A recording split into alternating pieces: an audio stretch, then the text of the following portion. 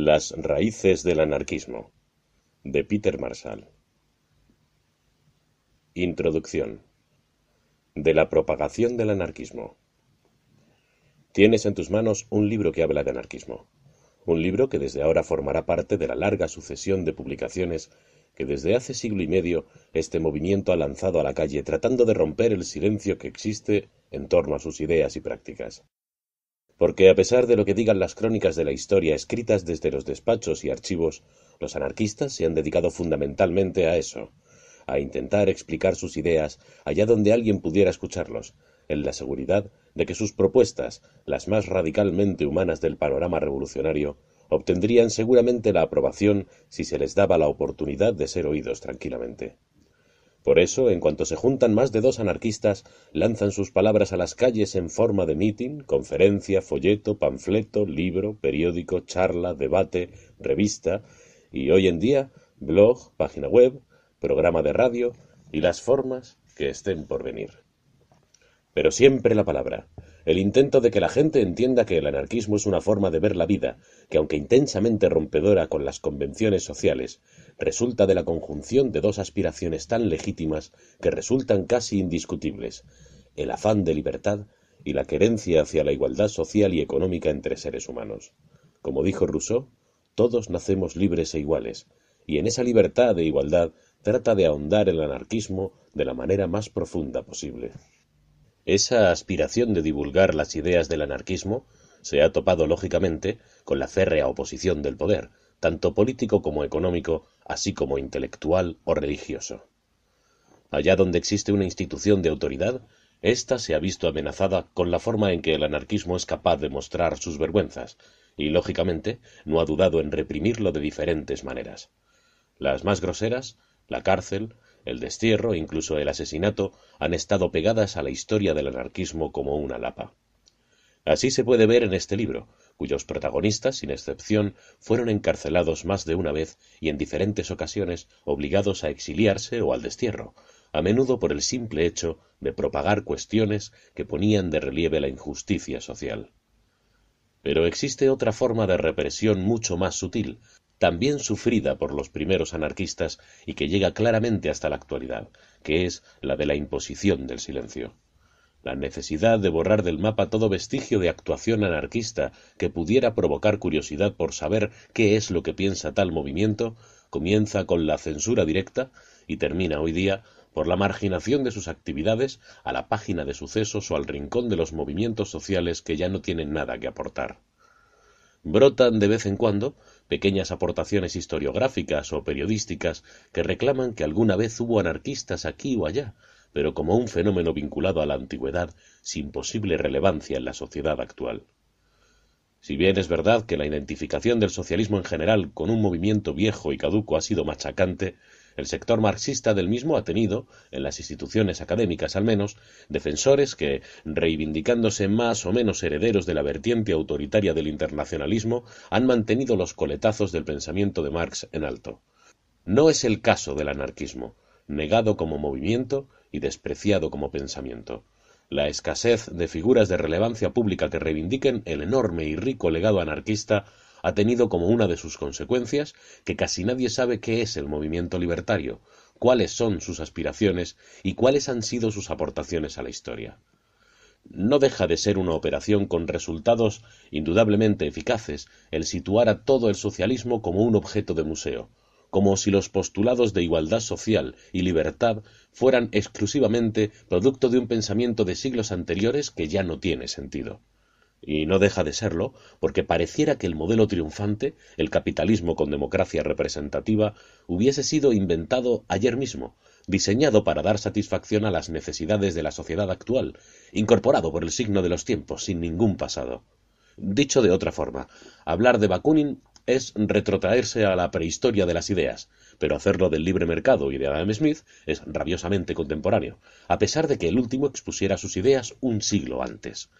Debatir sobre la necesaria separación de poderes es algo vigente, aunque los orígenes de tal teoría, en el peor sentido de la palabra, pues esa presunta separación era y es impracticable, se sitúen en la Inglaterra de finales del siglo XVII, mientras traer al debate el concepto de apoyo mutuo de Kropotkin sería un desfase imperdonable. Reivindicar el legado de la Ilustración en su vertiente burguesa o de la voluntad general rusoniana es el no va más, a pesar de tratarse de conceptos igualmente del siglo XVIII, pero hablar de acción directa tal y como la describió Malatesta, por ejemplo, indicaría una nostalgia ridícula, cuando no peligrosa. El triunfo del capitalismo está también en la construcción de una única narración sobre las posibilidades sociales, que tilda de regresiva toda aquella alternativa que intente superar la viejísima propiedad privada y la caduca representación parlamentaria. Para ello se escriben dos fantasmas que asustan por igual, el de la comparación con sociedades aún más desiguales y dictatoriales, y el del socialismo de Estado que conoció Europa y buena parte del mundo durante casi todo el siglo XX. De esta forma, el capitalismo y la democracia representativa se plantan ante los críticos y con el cinismo por bandera gritan «Nosotros o el caos», como si ellos no fuesen el caos mismo. Nosotros o lo primitivo, lo salvaje, como si no existiese salvajismo en el modelo social que padecemos. Y, sobre todo, como si el tiempo fuera un elemento más en el debate político, el elemento que diferenciaría lo posible de lo imposible. Y, en efecto, es un elemento fundamental en el discurso político del capitalismo. La necesidad del capitalismo como sistema de ir buscando nuevos mercados, nuevas posibilidades de expansión, nuevas necesidades con las que comerciar, nuevos elementos sobre los que construir la huida hacia adelante perpetua en que aquel consiste, ha conseguido que cualquier cosa que intente fijarse en el tiempo resulte sospechosa de reaccionaria o de obsoleta.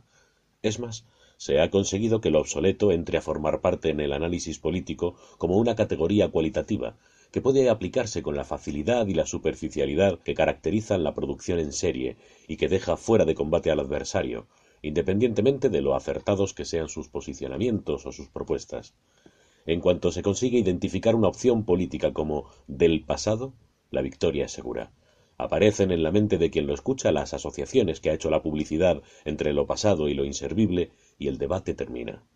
Así, reivindicar la igualdad económica es cosa del pasado. Hablar de la dignidad humana frente a la productividad y la eficacia es un resto de los viejos relatos omnicomprensivos. Proponer una cultura de lo común frente a la agresiva y egoísta individualidad del chalet adosado es ir en contra de los designios de la historia. Criticar el sistema es propugnar la edad de piedra.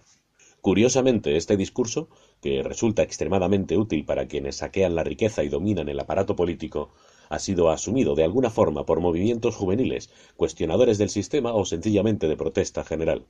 Tratando de superar la estrechez de miras del capitalismo y de la representación democrática, han articulado un argumentario que, en lugar de escapar a las categorías políticas impuestas, tal y como seguramente intentaba hacer, ha quedado vinculado al proyecto capitalista de disolver las diferentes visiones del mundo en una cuestión de modelos de gestión y, sobre todo, de renunciar a toda inspiración de las luchas pasadas, de abolir la memoria del movimiento obrero, palabras también condenadas al museo, de renegar de lo viejo, abrazando la soberbia de un tipo de oposición blanco, en el que no hay clases sociales, izquierdas, derechas, revoluciones ni obreros. Lemas de movimientos de protesta como ni izquierdas ni derechas o dormíamos, despertamos, son muestra de esa mezcla de ignorancia e insolencia que sólo el deseo de presentarse como algo novedoso más que rompedor han dotado de sentido. Es la oposición modelo Google, inocente, tan transparente que puede verse a través de ella porque no contiene casi nada. Si el asunto se mueve en esos parámetros, es casi natural que termine secuestrado por un grupo de estrategas que reconducirán la protesta a la sede parlamentaria y los cauces legislados por quienes la habían originado. Ya sería esta una razón interesante para sacar adelante las raíces del anarquismo, la de tratar de difundir los orígenes, personificados en 5 figuras, de uno de los movimientos populares más originales y agudos que han existido, de las ideas y las acciones. Sin embargo, flaco favor haríamos al anarquismo si solamente destacásemos su tarea como difusores de sus postulados. Podría dar lugar a un equívoco y a una contradicción con las ideas ácratas fundamentales. El equívoco haría entender que el anarquismo fue cosa literaria, estética y de discurso, sin apenas incidencia en la realidad y sin repercusiones entre la gente común, más allá de leer o escuchar a sus líderes, valga la palabra. Aunque algunas personas asumieron ese rol, anarquistas filosóficos, los llama Emma Goldman con desprecio, evidentemente la mayor parte del mundo ácrata no fue ni es así. El anarquismo se lanzó desde sus orígenes, como hemos indicado, a la creación de un intenso aparato de difusión de unas ideas que eran nuevas, y como desconocidas aún lo son para buena parte de la población, pero también a la confrontación social y a la construcción de una alternativa al mundo capitalista.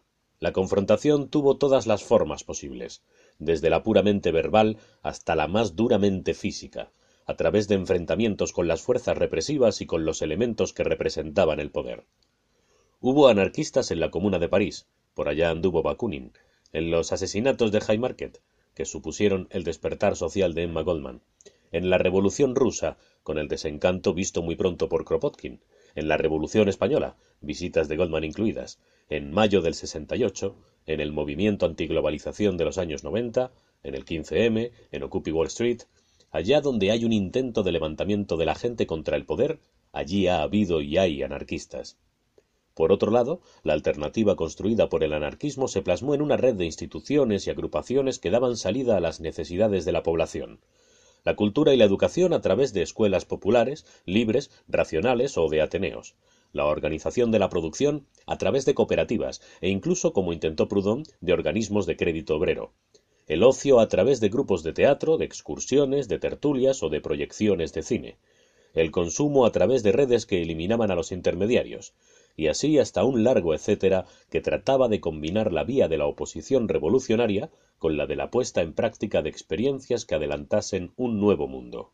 La contradicción de considerar la difusión de las ideas anarquistas como única actividad vendría de que el anarquismo, como iremos viendo en las páginas siguientes, fue en su mayoría materialista. Esto quiere decir que trató de despojarse al máximo de espiritualidades e idealismos, considerando que las condiciones materiales en las que viven los individuos, el ambiente, lo acabarían llamando los sociólogos, deben ser transformadas para que pueda existir una sociedad mejor. No basta con predicar, pues las ideas por sí solas no pueden mover el mundo. Si bien ese materialismo similar al del marxismo alcanza su cenit en las tesis de Bakunin, el resto del anarquismo se ha decantado por una versión débil del mismo, tratando de huir fundamentalmente del determinismo que se asocia a tal postura. Así, la reivindicación del papel de la voluntad individual y colectiva como herramienta para subvertir las condiciones de vida dadas cobra relevancia en el anarquismo en general, si bien fuera Malatesta quien expresó probablemente mejor tal idea. Aun así, el anarquismo no ha cesado de tener una fuerte vinculación con aquellas corrientes de pensamiento que buscan en el entorno las posibilidades de análisis y de cambio y comprenden las injusticias y los hechos desgraciados a partir de esas posibilidades de vida, hasta el punto de coincidir con Nietzsche en la crítica del concepto cristiano de libre albedrío, entendiendo que los seres humanos nacen en unas circunstancias de las que es muy difícil deshacerse, y que determinan, si no absolutamente, sí de forma bastante profunda, lo que pueda ocurrir. Es este un análisis que desde el capitalismo se ha querido desterrar, pues resulta contrario a su señuelo de que quien se esfuerce lo suficiente, independientemente de dónde venga, puede alcanzar las mayores glorias. No deja de ser curioso, sin embargo, que debamos insistir en las limitaciones que tienen las ideas difundidas de viva voz en el contexto de un sistema y del capitalismo en especial. Las estanterías de grandes almacenes y cadenas de librerías ostentan con desparpajo un sinnúmero de obras críticas con el capitalismo. Es más, si alguien examina esas estanterías en los apartados de ensayo, observará con sorpresa que la inmensa mayoría de obras son precisamente ataques parciales o totales al sistema de consumo, al mercado y a sus consecuencias. Bien podría deberse a dos razones: que sólo consumen libros de este tipo quienes necesitan reforzar sus críticas al modelo existente, o que el capitalismo se adorna con los restos de quienes lo analizan y embisten contra él, como ha sido una y mil veces repetido, convirtiendo cada objeto radical en un posible objeto de venta. Lo peor es que ambas razones no son excluyentes. Y lo real es que el capitalismo no necesita prácticamente de grandes defensas teóricas. Pocos intelectuales se atreven a publicar libros en contundente defensa del absurdo en que vivimos, si exceptuamos a algunos que cobran por hacerlo o a los que representan el ala más conservadora del mismo. El capitalismo no necesita un andamiaje teórico porque se fundamenta en una práctica aplastante, que consigue la reproducción del sistema incluso de quienes lo desprecian. En todo caso, tiene a su servicio un inmenso aparato cultural y de entretenimiento que juega el papel de la antigua inteligencia, propagando de manera sutil los principios del mercado. Sin embargo, la necesidad de los movimientos que se pretendan oponer al sistema pudieran bien ser otras, pudiera resultar necesario empaparse de las ideas, de los hechos y de las vidas de quienes intentaron derribarlo a lo largo de la historia. Pudiera ser necesario sacar a relucir el arsenal de derrotas y victorias, el conjunto de argumentos que presentan un relato muy diferente del modelo hegemónico que pretende ser casi natural. Pudiera ser útil reivindicar, aunque sea como mera parte de nuestra propia vida, a quienes se jugaron la vida por un mundo más justo. Por si acaso, aquí está las raíces del anarquismo, una pequeña contribución a estas necesidades. Cierto es que cuando existen momentos de agitación social, de incomodidad, se pide más literatura subversiva. En el proceso de composición de este libro hemos comprobado, por ejemplo, la enorme diferencia entre la bibliografía existente en los años 70 y 80 del siglo XX y la actual en lo referido al anarquismo. Si hace 30 o 40 años se trataban de editar las obras completas de Bakunin, los diferentes trabajos de Proudhon o gran cantidad de publicaciones de Malatesta o Kropotkin, los recursos asequibles con que hoy contamos para acceder a estos grandes pensadores son inferiores a todas luces. Exceptuando las 2 o 3 obras de cabecera de cada autor, Malatesta es una excepción dado lo reducido de su obra traducida, muy poco es el material que se puede encontrar en librerías y bibliotecas.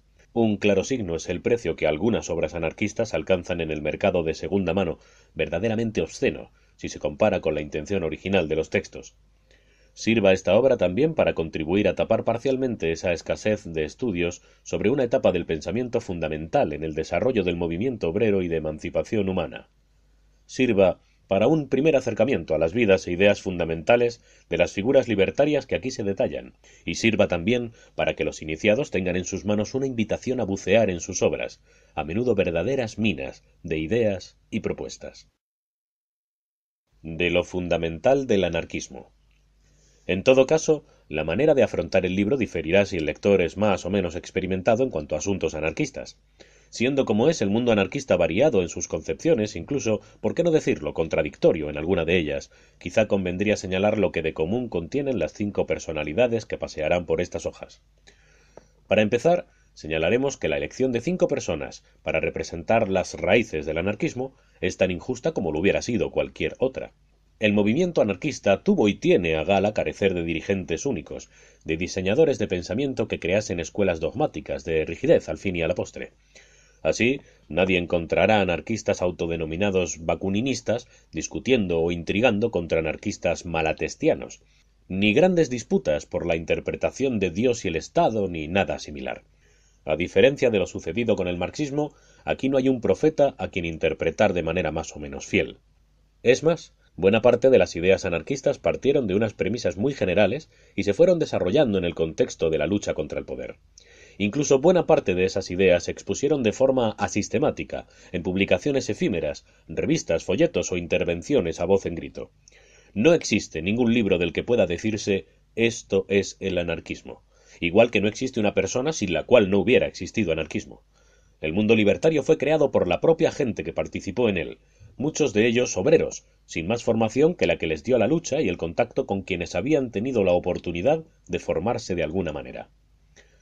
Sin embargo, este aparente caos, sin un corpus teórico fijado por una academia, un partido o un grupo intelectual de vanguardia, sí consiguió comprender unas líneas generales, que le dotaron de la coherencia necesaria como para convertirse en movimiento social, agruparse en torno a organizaciones y sindicatos, influir en la realidad inmediata e incluso sondear las posibilidades de la revolución social. Demasiado alegremente se ha acusado al anarquismo de ser un conjunto de ideas dispersas, sin cohesión y sin relación teórica o práctica entre quienes lo defienden. Para empezar, esta dispersión es sinónimo de variedad y de riqueza, algo que no es exclusivo del anarquismo. Dentro del mundo liberal, por ejemplo, existen posiciones sobre diferentes temas muy contradictorias, pero que sí forma parte de sus propias pretensiones. Sin embargo, lo que se entendió durante mucho tiempo precisamente como riqueza o variedad, incluso como disensión dentro de unas líneas comunes, ha pasado a convertirse en indefinición a capricho, de forma que de manera premeditada se intentan desdibujar los límites que marcan lo que es o no anarquismo. De la misma forma que se intenta hacer entender a la población que las visiones sobre la organización del mundo ya no tienen sentido y que lo que resta es sumarse a la que tenemos introduciendo leves matices de gestión, desde diferentes enfoques se insiste en que anarquismo es cualquier cosa, en que no puede haber una definición, o que dentro de ésta cabe lo que a cada cual le convenga, sea o no compatible con los principios básicos que ha sostenido el mundo libertario desde su creación. La malsana influencia del posmodernismo ha tenido una larga sombra. La legión de ínclitos pensadores franceses que desde finales del siglo XX han venido cuestionando las verdades de la Ilustración ha logrado la disolución aparente de los asideros de cualquier discurso eficazmente transformador. La puesta en duda de la realidad en sí misma, el intento de convencer de que el mundo que nos rodea es solamente conceptual y no objetual, la pretensión de que el poder no tiene sedes ni representantes sino espacios indefinidos y discursos, la idea de que los sujetos, las personas, son poco menos que un conjunto de relaciones sin entidad propia y que pueden construirse y deshacerse a voluntad, la puesta en duda de todo y del todo ha conducido a la parálisis y el cinismo, no a la movilización. La crítica a la razón como instrumento ha llevado a la reivindicación de la nada, a un callejón donde no se sabe si volver a adorar a los dioses o abrazar árboles como muestra de acción revolucionaria. La necesaria señalización de los límites de la ciencia, que ya hiciera Bakunin, se ha transformado para parte del movimiento revolucionario en la aceptación de verdaderas majaderías místicas. El anarquismo, concebido desde la falta de referencia, se transforma en un movimiento folclórico dedicado a temas insustanciales para el común de las gentes. Si bien es verdad que estas son discusiones de academia, que poco llegan a los barrios, oficinas o fábricas, de las pocas que quedan en nuestro entorno, no es menos cierto que han logrado calar en una versión popular, que vendría a resumirse en un nada importa en demasía, porque todo es absolutamente relativo. Es ese contexto el que favorece que se sospeche de quien dé una definición de anarquismo. Si alguien lo intenta, salta la jauría relativista a ladrar sobre dogmatismos, certificados de anarquismo y otros lugares comunes de la ignorancia, y la necesidad de que el mundo se construya en torno a lo que uno desea que sea, no en torno a lo que es, independientemente de mi deseo. El libro que presentamos a continuación pone sobre el papel las ideas básicas que sostuvieron 5 de las personas más relevantes en el mundo obrero y revolucionario. Entre esas ideas hay desacuerdos importantes, pero también hay un continuo que les une como sólo pueden unirse personas con aspiraciones similares. Así, el anarquismo de estos 5 revolucionarios parte del principio de libertad como algo irrenunciable. La base del anarquismo es evidentemente la libertad, entendida en su doble versión de hacer todo aquello que me permitan las leyes naturales y de no someterme a los dictados de otra persona si no es bajo mi voluntad. Esto lo defiende Proudhon a principios del siglo XIX y lo comparte Emma Goldman en el primer tercio del siglo XX. Esa libertad, además, parte de la que tiene el individuo, pero se ve realizada y desarrollada en su plenitud en sociedad. De manera que el anarquismo va a entender que una persona libre en soledad es inconcebible, porque su libertad va a depender de un conjunto de relaciones sociales que implican la libertad del otro. Sin la libertad social no hay libertad individual, lo que aleja sustancialmente al anarquismo de las posturas liberales clásicas y de los neoliberales extremos de nuevo cuño que tienen la desfachatez de reivindicarse libertarios. También aleja a quienes consideran la libertad un espacio exclusivamente personal en el que caben los caprichos que se le ocurran a cada cual, aunque incluyan la destrucción de la propia libertad. Para el anarquismo la libertad es algo inapelable, y no es posible en su nombre acabar con la misma. Así, quienes deciden defender la libertad de ser esclavos, económicos, sociales, del consumo, etc., están contradiciendo la libertad. Por supuesto, la ascensión desde la libertad individual hasta la libertad social llega a su cúspide en la reivindicación de un mundo sin gobierno, o como tuvo y tiene tendencia a decir el mundo libertario, sin Estado. Le guste a quien le guste y le disguste a quien le disguste, la trayectoria del anarquismo se ha definido como antiparlamentaria.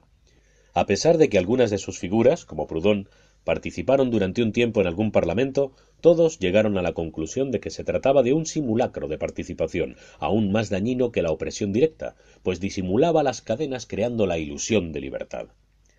Cuando se reivindica desde algún foro la necesidad de replantearse la posición anarquista sobre el Estado, lo que se está haciendo es un ataque a la línea de flotación del anarquismo.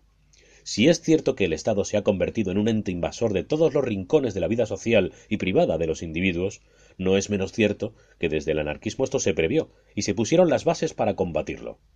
En esa búsqueda de la libertad, el anarquismo ha construido un análisis polifacético como no lo hizo ningún movimiento socialista, ocupado por la economía en exclusiva. Desde las publicaciones anarquistas se han analizado, a partir de su nacimiento prácticamente, aspectos que coartaban la libertad de forma cotidiana, no sólo en las grandes instituciones políticas. Así, los anarquistas se lanzaron a denunciar las relaciones familiares, las relaciones de sexo y género, las relaciones laborales, las relaciones entre adultos y niños en el campo educativo y un largo etcétera que hizo del anarquismo un lugar pionero para las luchas feministas y antipatriarcales, las de una sexualidad libre, el sindicalismo sin intermediarios o la educación libre, por ejemplo. Paralela a la idea de libertad está la de la abolición de la propiedad privada, lo que sitúa al anarquismo como parte del movimiento socialista. Desde Proudhon a Goldman, las diatribas contra la propiedad por parte de los libertarios han sido terribles, demoledoras. Si bien en Proudhon pueden encontrarse, como verá quien se adentre en el texto, algunas incoherencias y una concepción tibia de la propiedad colectiva, su obra ¿Qué es la propiedad? Sigue siendo un referente contra la justificación de la propiedad individual de los medios de producción.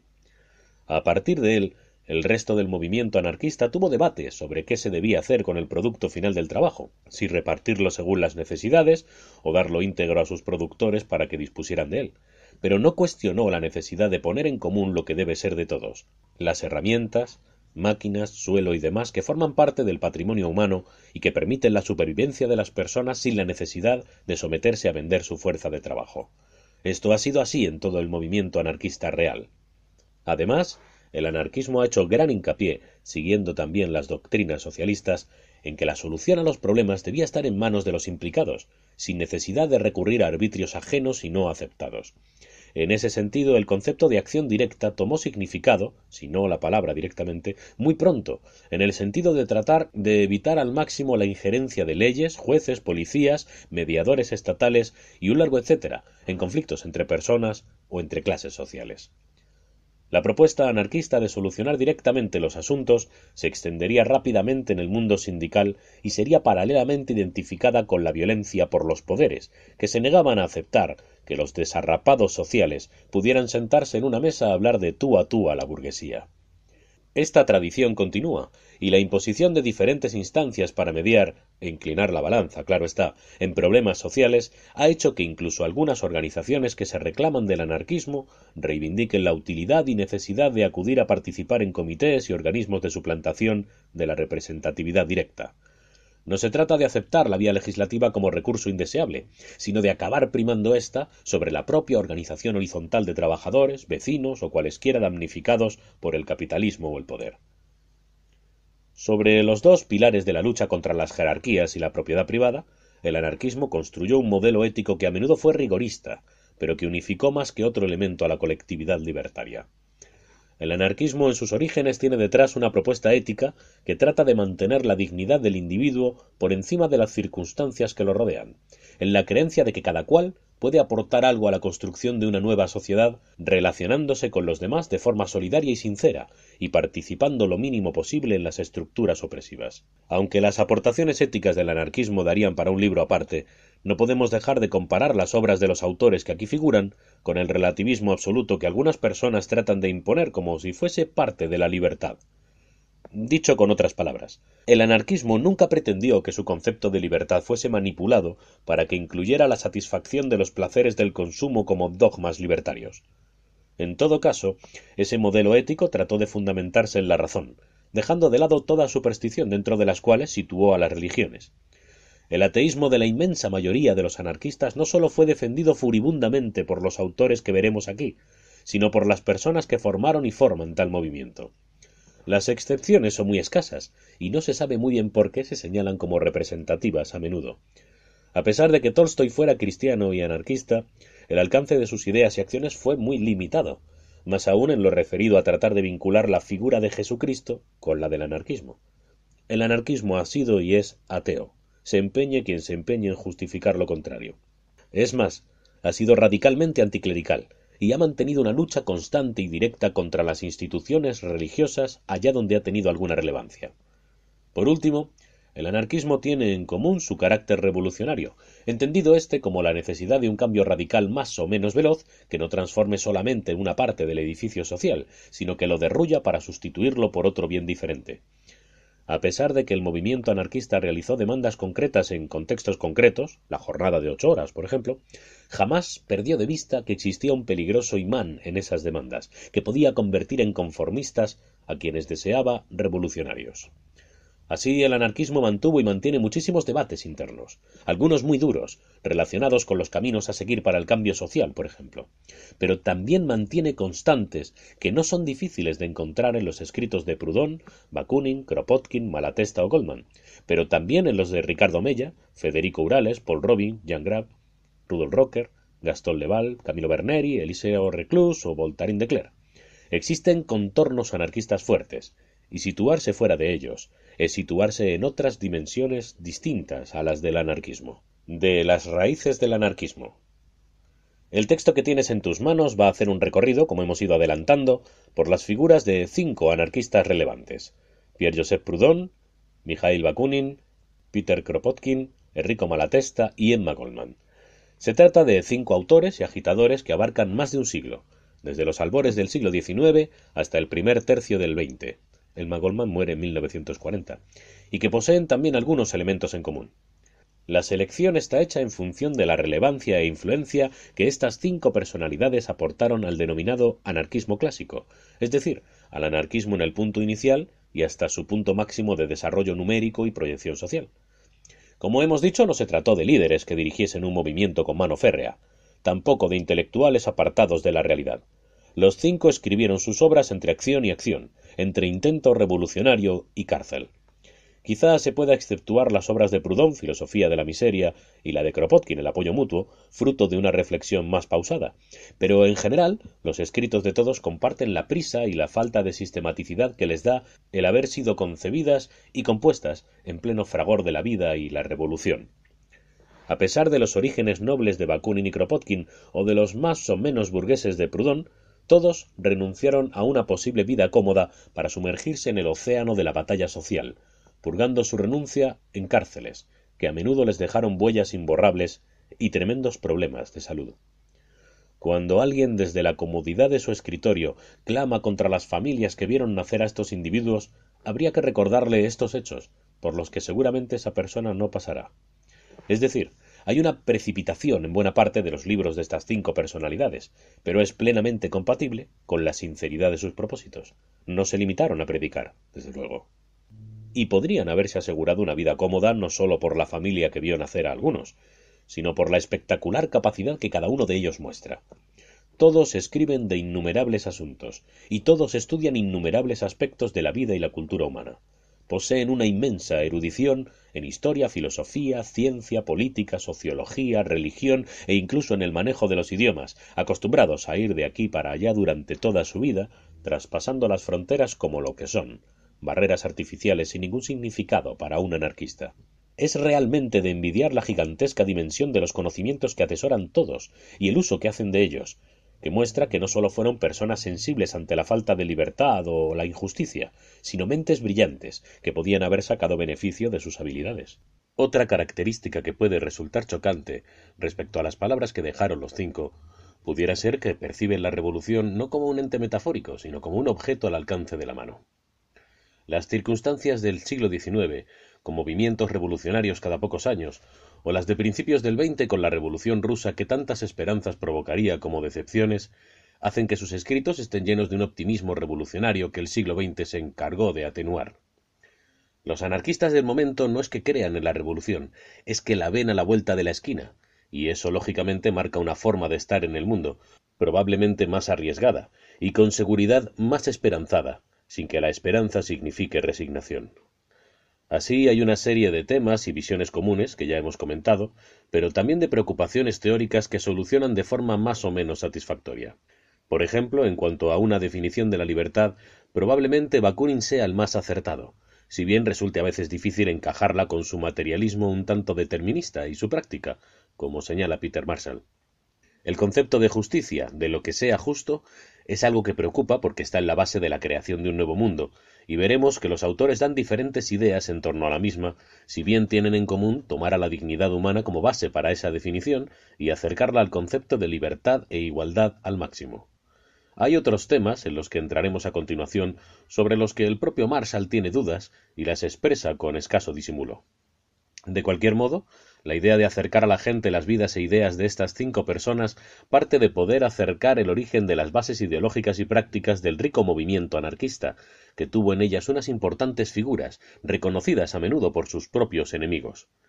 Sin embargo, faltaríamos a nuestra propia idiosincrasia libertaria si el acercamiento fuera agiográfico, si solamente nos limitásemos a glosar sus aciertos y viésemos en sus palabras la buena nueva a la que no hay que añadir una sola coma, sino obedecer con ciega fe. No va a ser así, y la obra de Marshall pone al descubierto algunas de las vergüenzas de cada uno, cuyo análisis se puede compartir o no, pero que hacen de este libro algo más valioso. De esta edición. El texto que vas a leer está extraído de una monumental obra, titulada Demanding the Impossible, A History of Anarchism, que permanece inédita en castellano y que fue editada por primera vez en 1993. Nosotros hemos trabajado para traducirla con la edición de 2008. El libro original contiene más de 800 páginas dedicadas al anarquismo, desde sus primeras protomanifestaciones hasta las ideas de los anarquistas del siglo XX, como Murray Bookchin. Hemos elegido una parte del capítulo dedicado a los anarquistas clásicos que se completa con las exposiciones de Reclus y Tolstoy, entre otros, y hemos elegido los 5 autores que, desde nuestro punto de vista, representan una visión bastante completa de ese tipo de anarquismo, origen del actual. El texto de Peter Marshall es poco habitual por resultar de una erudición fuera de lo común en lo referente al tema del que se ocupa. La inmensa cantidad de notas al pie de página que hemos situado al final de cada capítulo para facilitar la lectura es una muestra certera de que el autor conoce perfectamente el terreno y ha leído en profundidad las obras de referencia, además de una extensa bibliografía complementaria, lo que convierte Demanding en un libro enciclopédico, cuya edición completa resulta inalcanzable para un proyecto editorial como el nuestro, y seguramente inocuo para el tipo de lector que hoy en día se acerca a libros de carácter revolucionario. Dicho esto, teniendo un autor que es capaz de sintetizar las fuentes bien documentadas y de realizar un panorama general con bastante soltura, es necesario decir que la interpretación que hace de los autores no tiene por qué ser compartida por quienes editamos este volumen. Sin desmerecerlo, existen algunos puntos de fricción que, con la ventaja que da el poder hacer la introducción, vamos a señalar. En primer lugar, Peter Marshall digiere de muy mala manera la relación que han tenido los anarquistas con la violencia. Si bien la mayor parte de los anarquistas que figuran por aquí no aprobaron el atentado personal o las bombas durante la mayor parte de su trayectoria, se negaron a entrar en la rueda de condenas que ya giraba para ejecutar y denigrar a aquellos anarquistas que sí participaron de este tipo de actos. Esto parece incomprensible para Marshall, pero no para nosotros. El tema de la violencia ha sido recurrente en las acusaciones al anarquismo, pero no por ello debe ser ocultado o rehuido. Es una certeza que el anarquismo defendió el derecho legítimo de defenderse de los explotados. Como quiera que la violencia era ejercida de forma sistemática contra el pueblo que osaba rebelarse, algunos anarquistas utilizaron medios de defensa que hoy se tildarían de terrorismo.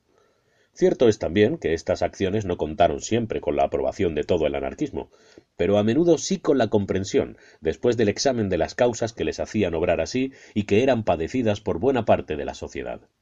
El anarquismo se negó a poner la otra mejilla y respondió. Eso no significa que los anarquistas fueran inmunes al dolor del adversario, y en una originalidad que no posee ningún movimiento político, figuras como las que pasean por estas hojas reivindicaron la dignidad de sus víctimas. Solo hay que recordar a Emma Goldman, asegurando que pondría sus conocimientos de medicina al servicio de un McKinley herido de muerte, presidente de Estados Unidos, o las certeras reflexiones sobre el asunto por parte de Malatesta, que si bien no dudó en utilizar la fuerza de las armas contra la policía y el ejército, jamás se vanaglorió de ello y entendió que debía hacerse con la mayor repugnancia posible. Pero resulta de una hipocresía ahistórica no entender que el mundo en que vivieron Bakunin o Kropotkin, los liberales y los conservadores, capitalistas y demócratas, usaban de la violencia sin pudor, si bien al falso estilo de los adalides del mercado, con intermediarios. Cánovas del Castillo, por poner un ejemplo español, no usó la violencia directamente, pero firmó las condenas de muerte de Montjuic ante el aplauso de la prensa y la sociedad que decía repudiar la violencia, al tiempo que encarcelaba casi de por vida a otras 10 personas, en un lugar donde las torturas eran diarias. Acusar al anarquismo de ser un movimiento violento y no entender que todos los movimientos eran violentos es poco menos que sumarse a las tesis del enemigo. Aquí Marshall se queja de que Bakunin o Goldman no despreciaran acciones violentas cometidas por anarquistas, como si no comprendiese que es parte del anarquismo, aunque no exclusivo del mismo, el derecho de autodefensa. Por otra parte, si es un valor de Marshall distanciarse de las figuras que describe para poner de relieve sus errores, parece centrarse más en los de unos que en los de otros. Así, Proudhon sale, con justicia, mal parado en cuanto a su machismo galopante y su racismo obtuso. Es justo que así sea, para no confundir al personal. Bakunin es matizado por su querencia ante la conspiración secreta y las sociedades clandestinas que le atrajeron durante toda su vida. De Kropotkin se señala su error histórico al tomar partido a favor de los aliados en la Primera Guerra Mundial. De Malatesta se subraya su relación con la violencia. De Goldman, sus incoherencias personales entre la defensa del amor libre y su propia esclavitud afectiva en algunos casos. Muchas de estas apreciaciones son relevantes y logran un retrato más redondeado respecto a estas figuras. Lo que parece más dudoso es la insistencia en señalar las contradicciones en que incurren a lo largo de su vida y obra en cuanto a conceptos políticos que Marshall considera fundamentales. Es bastante conocido que Bakunin no fue anarquista desde el principio de su andar revolucionario, por ejemplo. Tomar sus obras del período paneslavista y marcar sus incoherencias con el internacionalismo que defendería más adelante es no comprender la evolución de un hombre que estuvo en perpetua construcción y en perpetua búsqueda de mayores cotas de libertad. Algunas de las costuras que Marshall pretende descubrir no son sino signos de madurez, evolución ideológica o sencillamente cambio de puntos de vista producidos por hechos que determinan otras conclusiones.